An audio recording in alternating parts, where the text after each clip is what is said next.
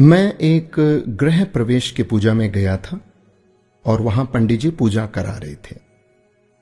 पंडित जी ने सबको हवन में शामिल होने के लिए बुलाया और सबके सामने हवन सामग्री रख दी गई। पंडित जी मंत्र पढ़ते और कहते स्वाहा। लोग चुटकियों से हवन सामग्री लेकर अग्नि में डाल देते। घर के मालिक को स्वा कहते ही अग्नि में घी डालने की जिम्मेदारी सौंपी गई। हर व्यक्ति थोड़ी सामग्री डालता, इस आशंका में कि कहीं हवन खत्म होने से पहले ही सामग्री खत्म न हो जाए। गृह मालिक भी बूंद बूंद करके घी डाल रहे थे। उनके मन में भी यही डर था कि कहीं घी खत्म ना हो जाए। मंत्रोच्चार चलता रहा, स्वाहा होता रहा और पूजा पूरी हो गई। सबके पास बहुत सी हवन सामग्री बची रह गई। घी तो आधा से भी कम इस्तेमाल हुआ था। हवन पूरा होने के बाद पंडित जी ने कहा कि आप लोगों के पास जितनी सामग्री बची है उसे अग्नि में डाल दें।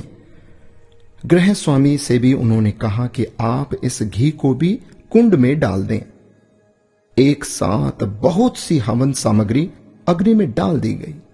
सारा घी भी अग्नि के हवाले कर दिया गया। पूरा घर धुएं से भर गया। वहां बैठना मुश्किल हो गया। एक एक करके सभी कमरे से बाहर निकल गए। अब जब तक सब कुछ जल नहीं जाता, कमरे में जाना संभव नहीं था।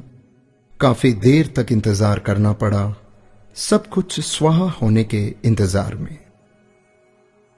दोस्तों, मेरी कहानी यहीं रुक जाती है। उस पूजा में मौजूद हर व्यक्ति जानता था कि जितनी हवन सामग्री उसके पास है उसे हवन कुंड में ही डालना है, पर सभी ने उसे बचाए रखा कि आखिर में सामग्री काम आएगी या खत्म ना हो जाए। दोस्तों, ऐसा ही हम सब लोग करते हैं। यही हमारी फितरत है।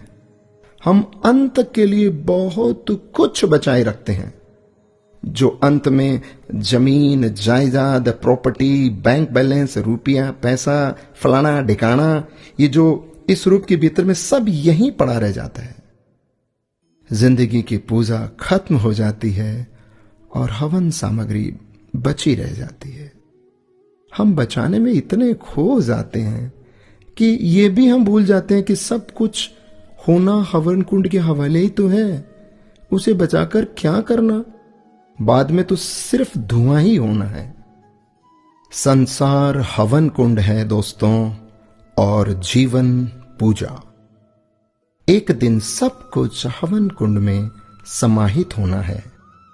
अच्छी पूजा वही है जिसमें हवन सामग्री का सही अनुपात में इस्तेमाल हो, न सामग्री खत्म हो न बची रह जाए।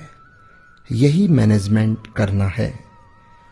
कबीर जी का एक दोहा शायद सबको पता है, दुर्लभ मानस जन्म है, होए न बारंबार, पक्का फल जो गिर पड़ा, लगे ना दूजी बार।